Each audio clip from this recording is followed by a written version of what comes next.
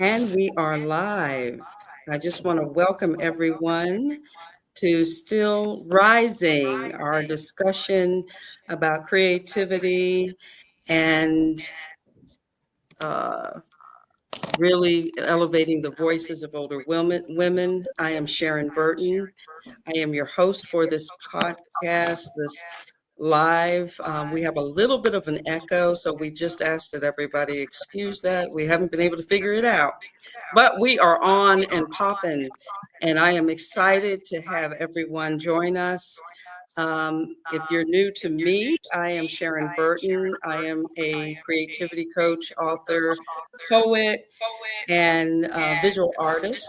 And I am representing Spark Your Creative Coaching tonight. And I have these fine divas that are with me tonight, representing Tribe 55 Plus. Yes. So Yes. we are going to talk with them about being creative. This is a creative conversation, creative aging, and all that kind of stuff. We are doing this in observation of May being Older Americans Month, but also there's some exciting things with Tribe 55 Plus. So we're going to talk a little bit about that, and we're going to talk with these ladies also about their creative practice. Just a little bit about Older Americans Month. It's held every May.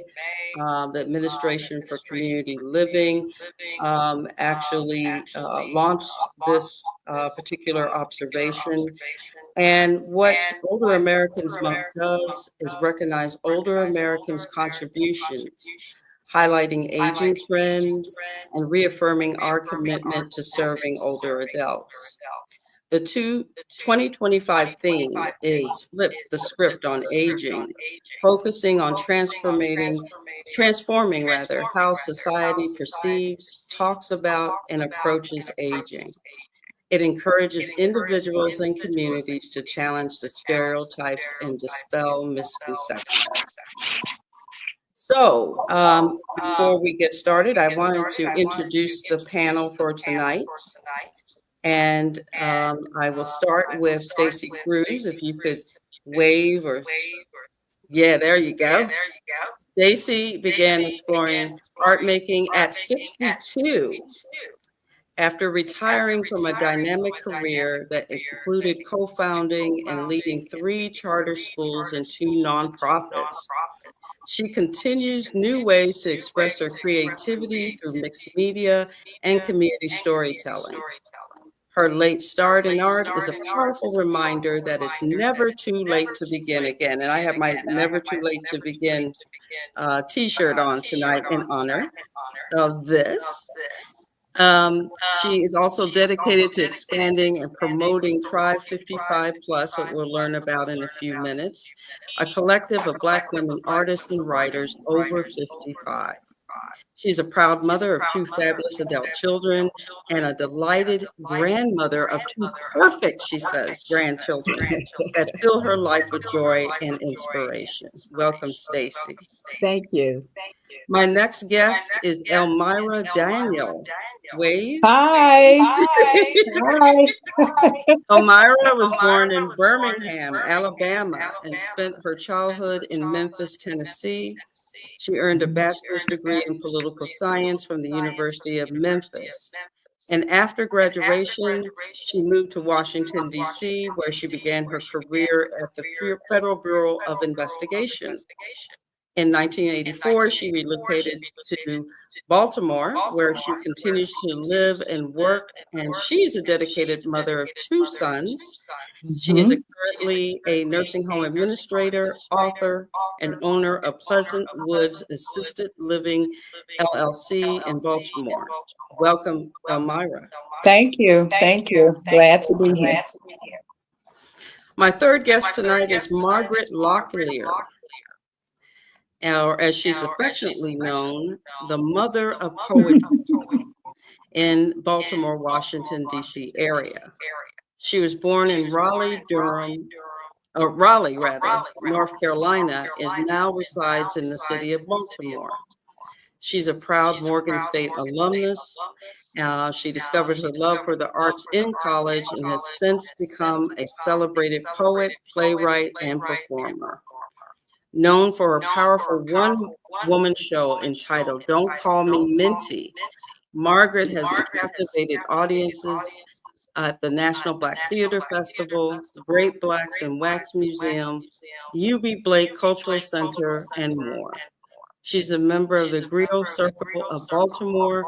She continues to inspire her with her upcoming poetry collection entitled Mama, What the Hell is Colored People's Food? Welcome. All right. I'm going to start off by asking, and I guess this might go to you, Stacy. What is Tribe 55 Plus? What was the inspiration for helping to launch it? And what activities have been done to uplift the voices and visions of members creatively? I'm going to start with our origin story. Constant Maddox is a certified creative aging teacher, which means she is certified to teach older adults in the arts, in visual arts in particular. There were a couple of Black women taking her class, and we decided it was online, and we decided we wanted to meet in person and meet with Constance because she was so inspiring to us. And we met at one person's house, and we clicked really, really well and had great fun. We each bought a piece of art to work on, but we talked so much we didn't work on any art. We just laughed and talked and enjoyed each other's company. And Constance said, I feel like I found my tribe. And so we laughed about that and said, oh, we should do things together. And we started going to art shows together. And sometimes we would meet online to talk about what we were working on. But we as a group, there were 4 of us at the time, went to Morgan State to an art exhibit. It was the opening of the Black Quilters Association's exhibition. And there we met Dr. Schroeder Cherry, who was the curator for the museum. And I said to him as an almost offhanded remark, oh, you should let us have an art exhibit here. And he looked at me and he said, well, let's do it. And I was like, oh.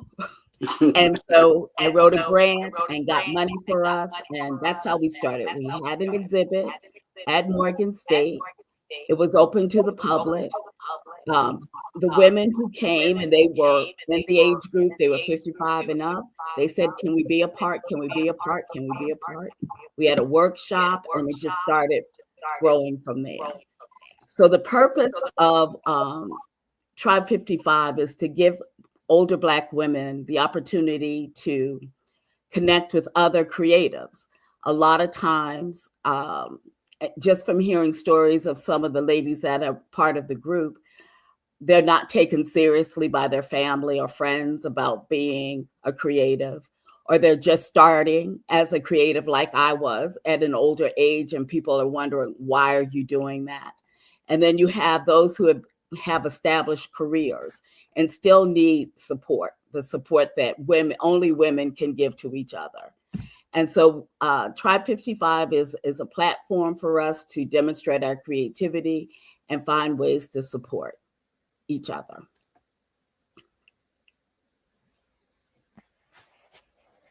So you started off with there was an event last year, correct? So last April was the 3rd event that we had. Oh, so okay. I'm the grant writer for the organization, and I wrote a grant for us to have a convening. And it was a combination of visual artists and writers. One of my classmates from Spelman is a writer, and I asked her if she would do the workshop for our writers. So it was the first time we expanded our network of women, because we were all just about visual artists. And then we expanded because we had the expertise of Deirdre Clausen to work with our writers. So we had a huge event at Morgan. We had the largest number of women come. We had over 40, and having conversations with the women. Everybody wanted the opportunity to exhibit their work and share their work. Several have never they were like closet writers and closet artists and didn't share their work because there wasn't a platform, because maybe they didn't have enough prestige in the arts community to be able to do so.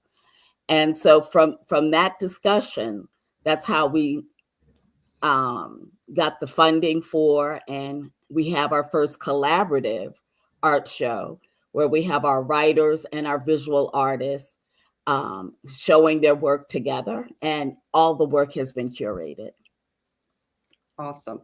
And just for those that don't know, I am a part of Tribe 55 Plus. Yes, you are. I became a part after that creative retreat that you all did last April. And it was funny because it was like a small thing I saw somewhere, and it talked about it, and it said, email these folks if you want to be a part of it. And I was like, wow, that's interesting. And so I just I emailed, and whoever responded, I can't remember, was very enthusiastic, sent me the information. I took time off and went on up to Baltimore, hung out at Morgan State, and became addicted to this movement. And I participated, I think, as a writer for that. Yes, you were in Deirdre's group. Yes. Yeah, because it was like part writing, part visual arts. Mm-hmm. And I thought, well, I'll do writing. I'm always doing visual art. So it was really fun. And so that's why I've been really a big fan of Tribe 55. What I'd like to do is just give everyone an opportunity to talk a little bit about your creative practice. And I think I'll start with Elmira. Can you just tell us a little bit about when you started? You're an author, and your writing practice, the kinds of writing you've been doing, when you started, what inspires you, just a little bit about yourself. Actually, I started when I was about 55 years old, 55 or 56. I started writing because, and also you read my bio, I'm a caregiver, right? So I actually found my mother after about 36 years of being separated from her. And I decided to bring her back to Baltimore to care for her because she had gotten sick.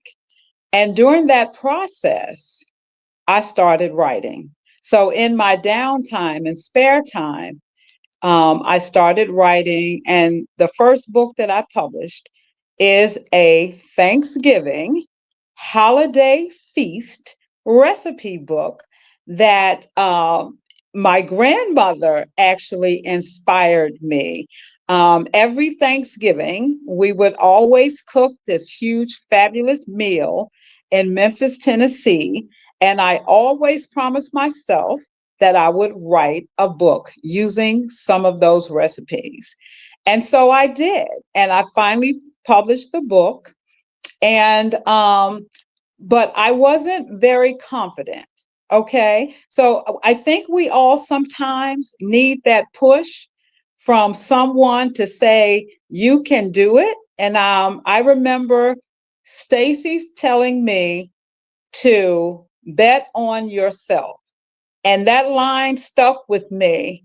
And I have to tell you a little background about Stacy and I. We've been friends for over 40 years, but we actually kind of got separated.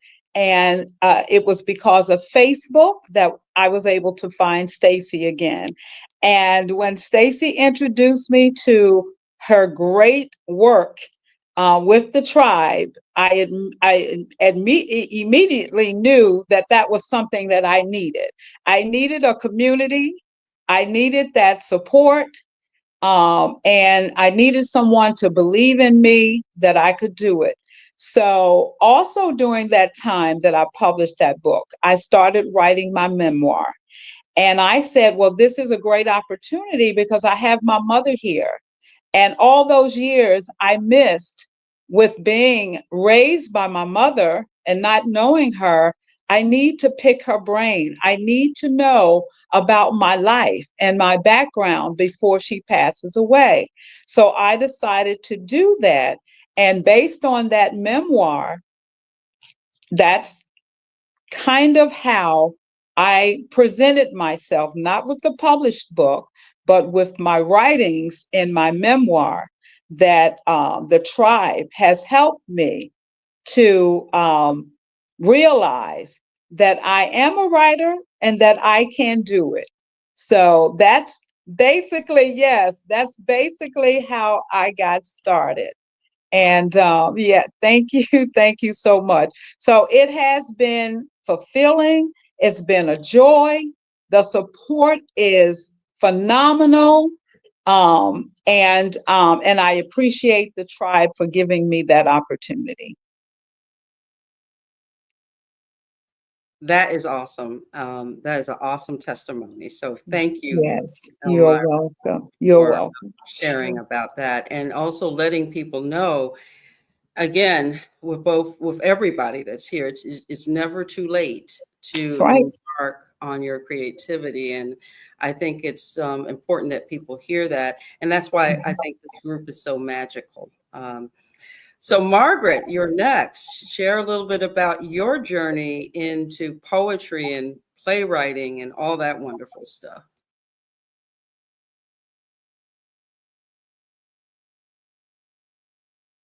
I wrote was in Chicory magazine. You remember that? Out of the Pratt Library. And I used to do a column in a Native American newsletter where I would, you know, uh, put my poetry or present somebody else's. And then I had children, and so college, and had to work for a living. So I got away from a lot of that. So I've been a jack of all trades, correctional officer. I've been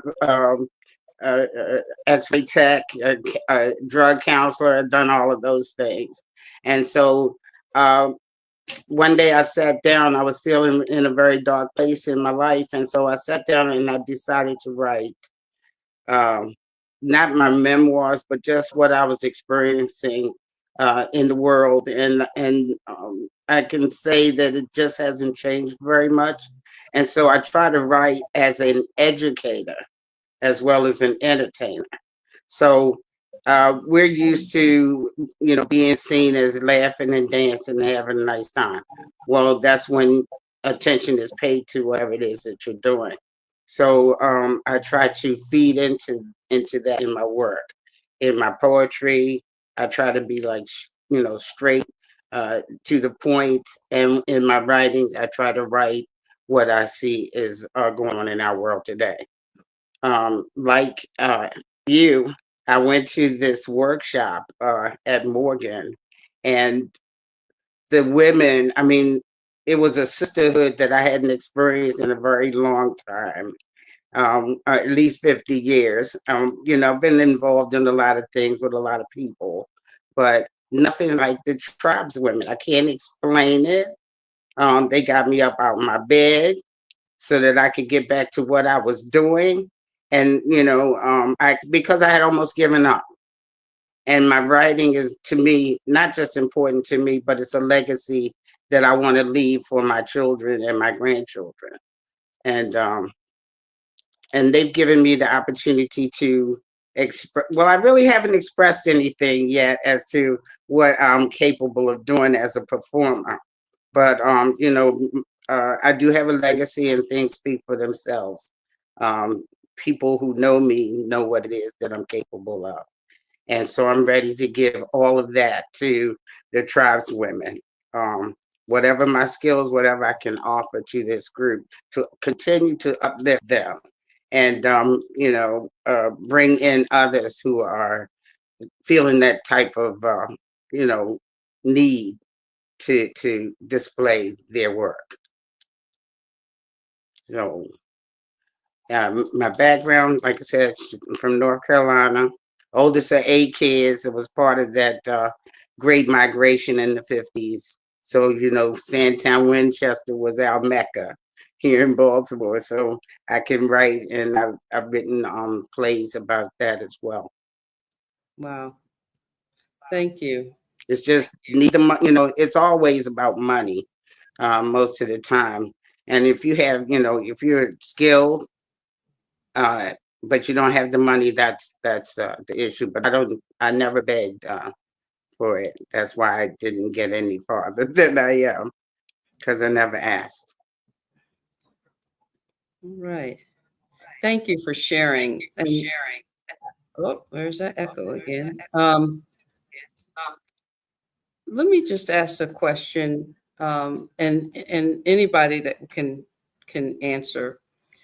Um, a lot of the people I work with that are at midlife and beyond hesitate to get involved with a creative practice for a variety of reasons. But a lot of it is, they may feel it's too late, or they might have tried doing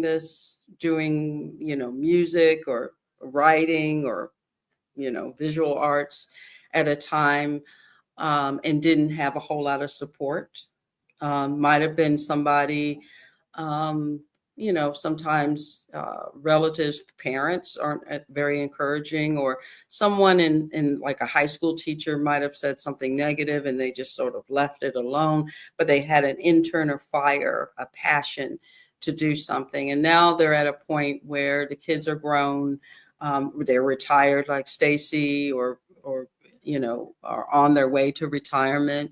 Or maybe there might be some life changes. You might have gotten a divorce or moved to another community and you want to start over, and you're feeling, I want to really get into my creative side. But, just might be feeling some kind of way. I'll tell you about my story a little bit.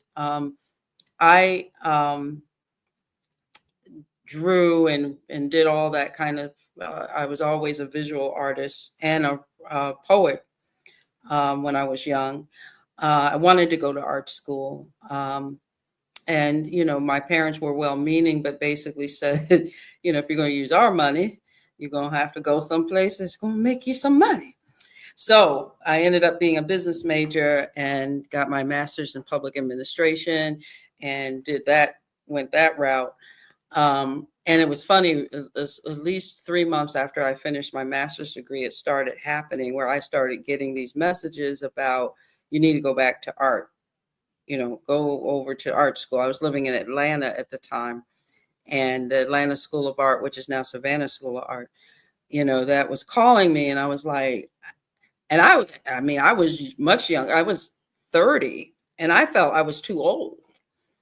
And I didn't get into taking any kind of studio class until I moved here a few years later. And then when I did, I was afraid I was going to be the oldest person in the class. And then you find out that everybody is all these different ages. And you're like, why did it take me so long? But anyway, but, let's say I'm 56, getting ready to turn 57 in a couple of weeks. And I was saying to myself, would I make that journey now? Would I be more hesitant? And would I be a lot like some of the people I'm talking to? So I'd like to just, open it up to whoever who might want to share some advice to someone who might be a little hesitant, or maybe they don't think they're really an artist or a musician or a writer, or they don't have the talent for it. What advice would you give someone like that? Hold on, Margaret. Okay, Margaret. Well, I'm just going to concur that you should never give up.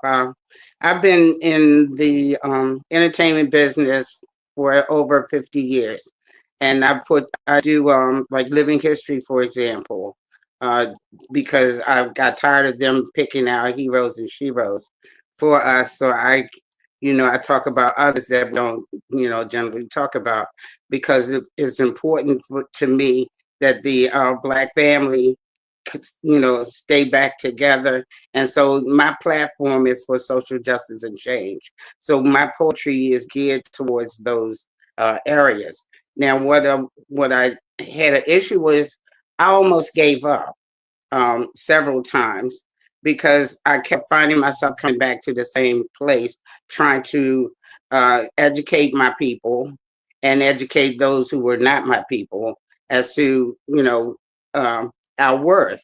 And I felt that I shouldn't have to keep doing it, so I just, threw in the hat and for years. And then I kept seeing that nothing was changing, so I felt that I might be the one person that might make a difference. So I kept coming back. So you can keep coming back, like you said in the Bible. You can fall 7 times if you just gotta keep going and keep coming back. And so that's what I encourage people to do. Whatever it is that you dream, you only have one lifetime, and you should enjoy it doing what you feel you should do and not worry about what other people think or feel about you. That's my advice. Yes, yes, yes, yes. Anybody else want to share? Elmira. Yes, can you hear me? Mm-hmm.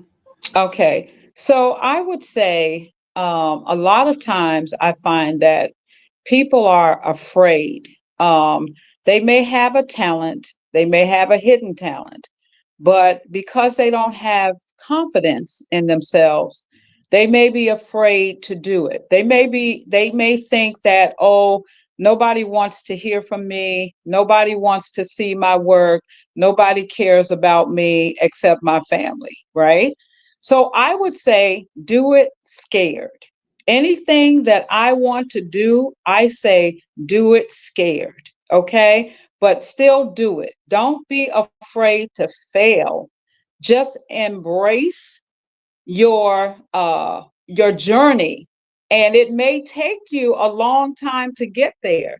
I mean, the example that comes to my head immediately is Tyler Perry. If you guys remember when Tyler Perry first started, he didn't even have an audience, right? He may have had very few people, but he still did it. He still went on with his plays and he never stopped. And look at him now. So I would say do it scared and also try to find a mentor. Try to find somebody that will support your efforts and give you positive vibes. I don't go to someone who will say, "Oh, girl, why are you doing that?" You know, nobody's going to support you. You know, those are negative vibes. So don't listen to the negative, but find a positive mentor who is going to help guide you and direct you. And the other thing is, um, you don't have to invent the wheel. The wheel has already been invented. You just need to find people who have done it before and try to seek their guidance. So that would be the advice that I would tell most people when they get started. That's excellent. Thank you. Thank you so much You're for that. welcome. And I think, a lot of times we don't think about, we think about these, famous people and we're looking at, they're making money, they're all this, that, and the other, but we don't talk about their struggles. We don't talk about that it takes a while. And yes, even if you start later, it still may take a while. But what else do you have to lose at this point of your life? you know and I know it's hard when you've been accomplished in other parts of your life, and then, okay, I got to start all over, and people got to see me in this new role. But I always try to encourage people to think of it as an adventure. This is a time in your life, midlife and beyond, this try 55.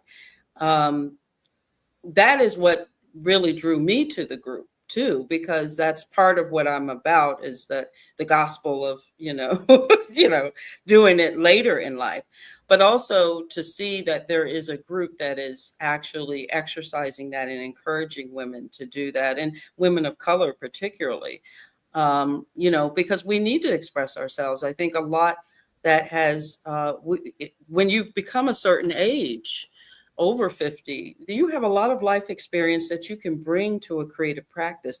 At 21, I could not bring a lot of what I do into my practice that would mean something. I would have been following what other people were doing, or guessing, or feeling that I had all this experience. But at 21, 25, I didn't have it. And I would not have been able to do a lot of the writing or the kind of art that I do based on that limited experience. This life experience has really added much to what I do. And I think we need to take credit for that in our lives.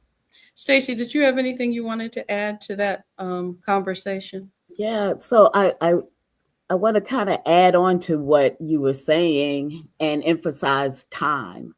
I know when I decided that I really wanted to learn how to do some type of art, I thought about time, because I would hear people say, "Oh, I've been practicing for 15 years, 20 years, 30 years, to get my work to look like that." And I was like, I don't have that.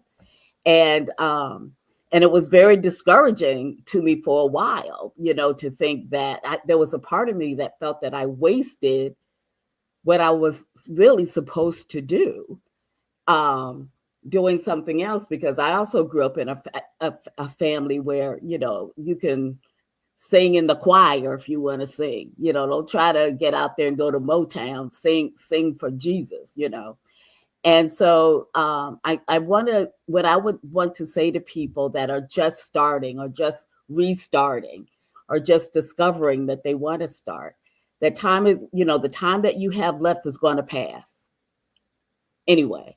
So do let that time pass doing things that you love to do. And learning to create can be one of those things that you love to do. So not to let time be your enemy. Time is a partner. Absolutely. I have to mention this. I don't know if she's watching tonight or not, or she may be watching later. I have an 80-year-old cousin that I met actually since COVID. And it was quite by accident. She was the daughter of my father's favorite cousin, or she is. And when I met her, I was just so enamored, because she was everything that I want to be at that age. She's retired, a retired educator, PhD, has done all these things. And she was writing some serious poetry. I wanted to bring her into the group. Yes, absolutely. And she's an awesome artist, visual artist. And, we talked about mentors. She's been my mentor in the last 5 years, because I never really had a mentor in my art practice or my writing practice. And then the fact that she did both and wrote a play, Margaret, you remind me a lot of her in some ways. And, for the first time, she debuted her first novel, her first book. Oh, good for her. Bless her heart, right? And over the weekend, my twin sister, who is an author as well, and I, and my cousin Sandra, we did our first book signing together as part of the group. Oh, that is so nice. The energy of that. I mean, I'm still riding off of that. But she's been my mentor, and she is my shiro, because I can see that beyond whatever age, I get to be, but at that age, to be able to write I mean, this book is thick. I wish I had it right near me. I mean, she wrote this thing, published it, had it published, and people are just, they're just in awe, but it tells you it says, it doesn't matter how old you are, you can do this. And to be there at 50 something, and she was the star of the event. They all came for her.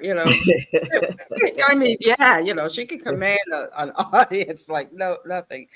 Um, but I think that it's been inspiring to me to get to know her, and we have become very close, and I call her one of my besties, actually. And but it just she really highlighted for me the importance of the work that we're doing as a tribe, to highlight the work of women at an age that unfortunately a lot of people write us off, Yes. and we're kicking butt, right? Yes, yes, we are. So Sharon, the oldest person in Tribe 55 is 85 years old. yes, And she's very proud of that. Kay yes, Alder, she is very proud of that. And she's yes, very proud that she's still taking photos. She's a street photographer. And that she's very active at being a creative. yeah, So and she is, she's jazzy, the way she dresses. I mean, she is all of that. She is absolutely all of that. it's So never yes, too late. it's inspiring. It's good to have, when you're older women that you want to aspire to be like. Most definitely, most definitely. Margaret, did you have something you wanted to add? Um, we were talking about mentors. Absolutely, you need someone to that's going to encourage you, not just family, but um, and not just friends, but somebody who can be objective and keep you straight and what have you. Most of my mentors at my age now, I had some wonderful ones. People like Ruby Glover and a guy named Alvin Brunson. These people were supportive, but they're all gone now. And so I was like trying to find my way with the Griot Circle of Maryland. I'm still a card carrier. But when I ran a couple of years ago, it's been now, that when I met this group of women, I it was like I felt I was where I belonged. And I learned to keep my mouth shut and sit back and listen and learn, because I always thought I knew everything. Now I know I don't. And I can appreciate meeting you, Sharon and Elmira, and the wonderful expression that people showed when they came to the event. I have a flock of folks. If they show, you need more chairs because they're excited by me, sharing my experience with these ladies. I'm even hoping to bring some more on board, young, like your age, 55 and older. And so, yeah, please don't give up on your dream. I had a dream to open what I call the Black Butterfly Cafe. That's my stage name. And I started that in 1983. And I've had so many people, to come and say they're going to help me and so on. I've now passed it on to my daughter, and hopefully she'll open up, the business plan and, so on. But it's important that I keep going and keep moving and sharing. Most definitely. And I also teach young people how to to act. I coach theater and stuff like that. I envy people who can do things with their hands, though. Artists, visual artists. I do. It's beautiful. My husband's mom was an artist in New Hampshire, and I just would love to just sit and watch her paint. All I can paint is a barn. So, but thank you, Sharon, for having me here. I'm a little bit nervous because it's been a while since I've shown my face in public, and so thank you. Oh, that's the pleasure's all mine. All right, I think to wrap this up, and I guess I'll just have to point to Stacy. How? Well, let's start with this. what, any thoughts on, somebody might run across this video and they're like, wow, there's some serious stuff going on in Maryland. What's up? How can I be down? How can someone that might be interested in starting something like this? If we can start with that. And then I did want to talk about the current exhibition that's going on in Baltimore. So any thoughts on the first question? Well, we started with 4 women, and we started in 2023. And from all the events that we've had, 76, I think, women have experienced the tribe in just a few years. And so I think that if you are interested in starting some type of collective, um, a creative collective, I think it's good to be open to all kinds of art forms, not just to be tunnel vision. There's so many people that have multiple talents. And so I think number one is to be open to all art forms. And, you just need to find one person and do a meetup group. And it can just be a discussion just to talk about developing a collective where women can support each other. And it will grow like wildfire. I mean, it is really, it's just amazing the amount of support that the tribe is getting and the interests that the tribe is getting. And I like being a part of stuff like that. There is, we're doing this video in case you run across it later this year. But the information is evergreen. But it's May 2025.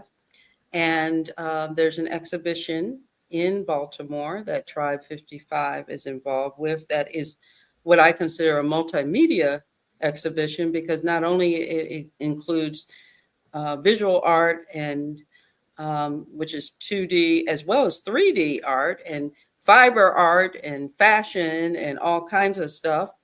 And my art is in there. And yes, the written work of Margaret and Elmira and Stacy's photography. Tell us a little bit about that exhibition and some of the activities that's going on. We're doing this on May 12th, which is the day after Mother's Day. But just share a little bit about some of the upcoming activities in case people who are in the Baltimore, Washington, D.C. area may want to come up, and or if people might be visiting Baltimore during this time, may want to swing by and check it out. Sure. So the exhibition is up until the 31st of May. And one of the unique features of the exhibition that I'm very excited about is the way that we are featuring our writers and authors. So we had each of the 5 tribeswomen who are authors. They have their own author card. It's 30 by 20. And on the card, there's a QR code that you can scan, and you can hear the author read their work. And it's very exciting. And during the exhibition, people were listening to the various authors' work. So that's really exciting, because I feel that when the exhibition is open, everyone can see the visual art, but we need to make sure that the literary art is seen and heard also. So, so we created like an art piece with their beautiful faces on it, and then the literary part is the QR code. So we have artists who are well established, who are part of the tribe, and their work is there, and we're very honored to have them. And then we have people who are new, and we have several. I believe there are 17 creatives in the exhibition, and I believe 5 have never shown their work in public before, or shared their work with the public. So it's very exciting and nerve-wracking for them for the first time. but everybody was just the crowd that we were able to have join us for the opening. They were all so excited to see the work. I think everybody feels very comfortable about showing their work. And so we want people to come to the gallery. So we have some events. On May 15th, we have an artist talk with 6 of the visual artists who are very well established in the Baltimore, Washington, Delmarva, up the East Coast area. I mean, you know, these are women that have sold work for $5,000, $8,000 and more. And so they're having an artist talk. And the way we're doing the artist talk, it's in small groups. And the groups will rotate from artist to artist so that they can have very intimate conversation about their creative practice and the work that they do. And then we'll have a panel discussion and lunch. That's on May 15th from 11:30 to 2:30. And then on Sunday, we have our open mic. And all of our writers, except for one, because it is our Spelman 45th reunion, Deirdre's representing me, and she's going. But 4 of the writers, and because so many of the creatives that are involved in Tribe 55 have multiple artistic practices, we have 2 visual artists that will be sharing their poetry and their storytelling. So that is on Sunday, and that's from 1 to 3:30, and we'll have food to share and time for discussion. And Maria Broom, who is a well-known actress, is the host.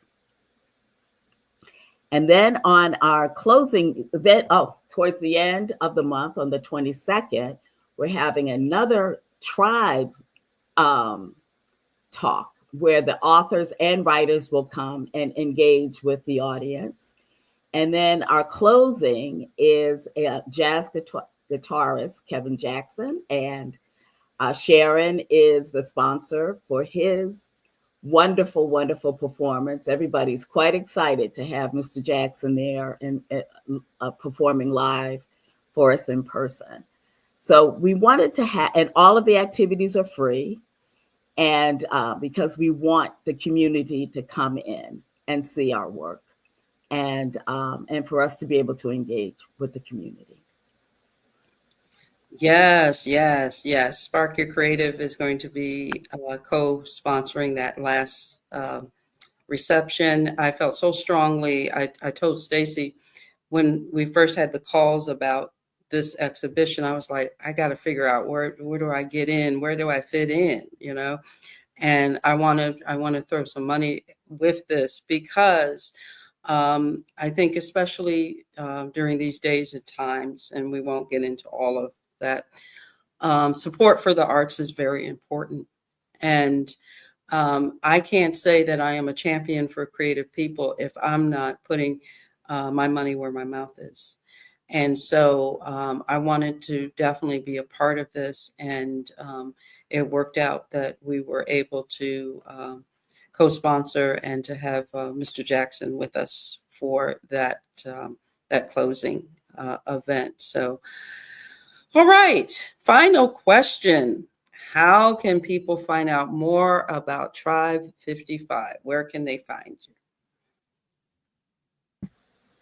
So we're on Facebook, and you can find us Tribe 55 Plus on Facebook.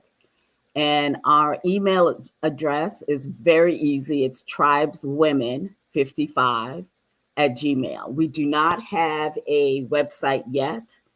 That's something that we have to be in discussion about.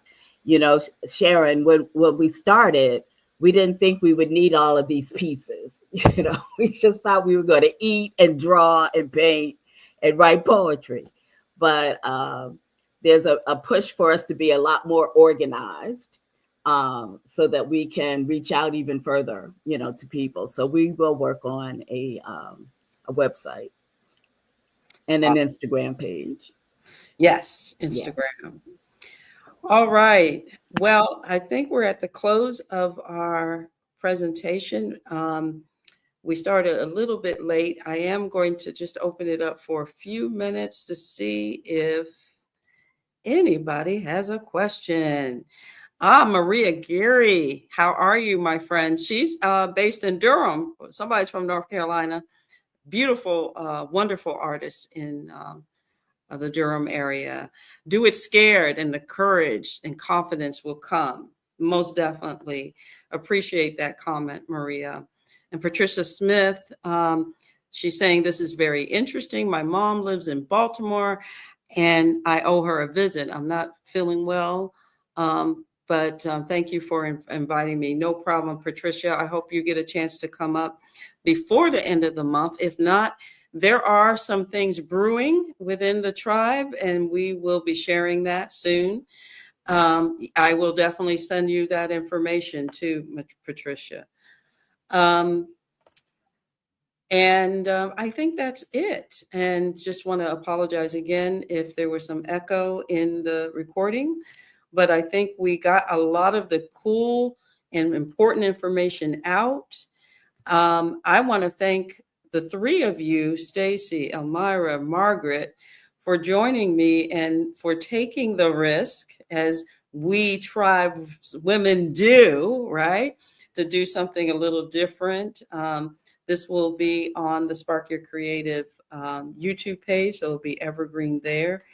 And I just want to thank everyone who had a chance to watch either live or watch the replay. Feel free to continue to add questions either on Facebook or on YouTube. If you have any questions, I'll make sure that the ladies get that if there's some particular questions for any particular panelist. I am so glad to be a tribeswoman, part of Tribe 55. I encourage you all to come, if you are in the Baltimore area, come up to Mac's Gallery, and I'll make sure that that information is provided in the notes for the video. And check us out at some of the events that's coming up, and would love to have you. And if you have any questions about Tribe 55, Plus, I will make sure that you get the link to the Facebook page. And yes, Stacy, it's just one of those things that happen where it just explodes, and you get to be doing, like you said, you just have me laughing though about. We just thought we were just going to do some herbs, and now it's kind of blew up. But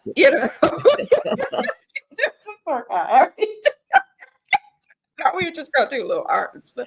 But anyway, we were just doing cute little things. There's something about that made me laugh. I needed that laugh today too. All right, thank you so much. If you want to learn more about me and my practice as a creativity coach, I can work with people that are in that space of should I do it? Should I not? You can learn more about me at www.sparkyourcreative.com. And if you're interested in my art, as sjbcreativeart.com, and you can see the pieces that I have in this wonderful show, and you get a chance to do that. Thank you, ladies, once again. Have a great week. And for those that are watching, thank you for watching and supporting. Thank you for having us. This was a lot of fun. Thank you. Thank you. All right. Have a great evening, everyone. Take care. Bye-bye.